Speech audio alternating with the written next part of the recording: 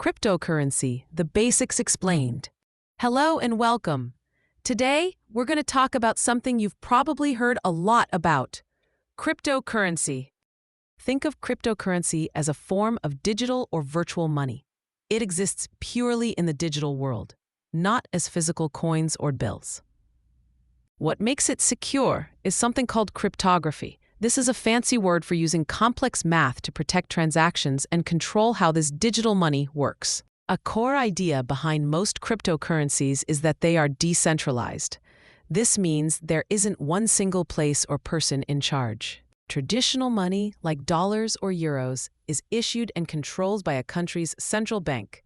Cryptocurrency operates outside of this system. Because it's decentralized, it offers users greater control over their own money. You don't need permission from a bank to send or receive it. This structure potentially reduces the influence that large financial institutions have over your money. It puts the power more directly in the hands of the users. Most cryptocurrencies are based on something called blockchain technology. This is the engine that powers them. Imagine a public ledger, like a giant shared spreadsheet that everyone can see. This ledger records everything that happens. It's also a distributed ledger. This means copies of the ledger are held and updated across many computers around the world, not just one central server. These transactions are grouped together into blocks. Once a block is filled with transactions, it's added to the end of a chain of previous blocks. This process creates a permanent record of every transaction that has ever occurred. Nothing can be easily deleted or changed later. It also creates a transparent record. While personal identities aren't always directly linked, the transaction history itself is open for anyone to see and verify. Cryptography plays a crucial role here too, ensuring the integrity of the blockchain. It's like a digital lock that secures each block. This makes it extremely difficult to tamper with the ledger. Changing a past transaction would require altering many linked blocks across many computers simultaneously. Because of this, it's extremely difficult to alter past transactions once they are recorded on the blockchain.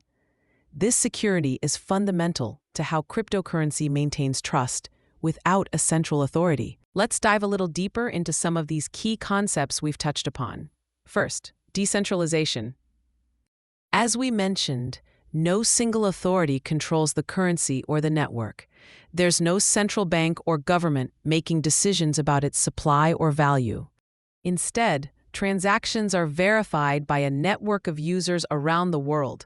These users volunteer their computing power or stake their own currency to help maintain the network. This verification process is often done through methods like mining or staking. These are ways the network agrees that a transaction is valid before adding it to the blockchain. Cryptography is used to secure every single transaction. It ensures that only the rightful owner of the currency can send it. It's also used to control the creation of new units of the currency. For many cryptocurrencies, there's a set schedule or process for how new coins are introduced into the system. Furthermore, cryptography is used to verify ownership. When you own cryptocurrency, you have a private key, which is a cryptographic code that proves you have the right to access and spend that money. So, where do you keep this digital money? You use digital wallets. Digital wallets are software programs or physical devices used to store and manage your cryptocurrencies. They don't actually hold the currency itself, but rather the cryptographic keys that give you access to it on the blockchain. There are various forms of these wallets. You can have software wallets on your computer or phone, hardware wallets that are physical devices, or even online wallets provided by exchanges. Now let's talk about transactions themselves. When you send cryptocurrency, it's typically pseudonymous. This means the transaction is linked to a public address, which is a string of letters and numbers, rather than your personal identification, like your name or bank account number.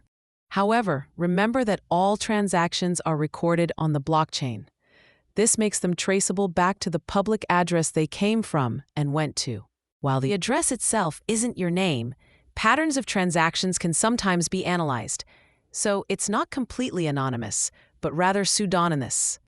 understanding these basic concepts, decentralization, blockchain, cryptography, wallets, and transactions, is key to grasping what cryptocurrency is all about.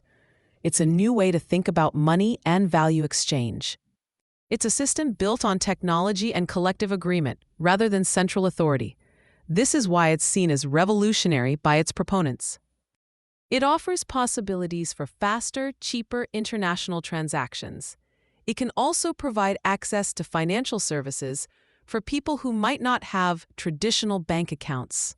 However, it's also a complex and volatile space. The value of cryptocurrencies can go up and down dramatically and quickly. Understanding the technology helps you understand the potential benefits and risks. It's not just about buying and selling. It's about understanding a new kind of digital infrastructure.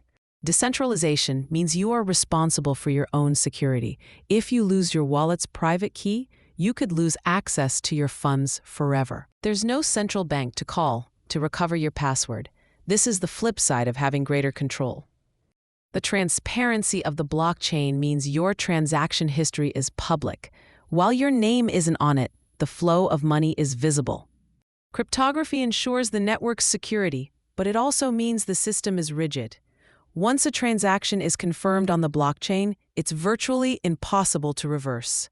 Wallets are your interface to this digital money. Choosing the right type of wallet and securing it properly is crucial for protecting your assets. Transactions are designed to be efficient and borderless. Sending money across the world can be as simple and fast as sending an email, often with lower fees than traditional methods. However, transaction speeds and costs can vary greatly depending on the specific cryptocurrency and network congestion. It's not always instant or free. The pseudonymous nature offers a degree of privacy compared to traditional banking, where every transaction is tied directly to your identity. But it's not the same as being completely untraceable.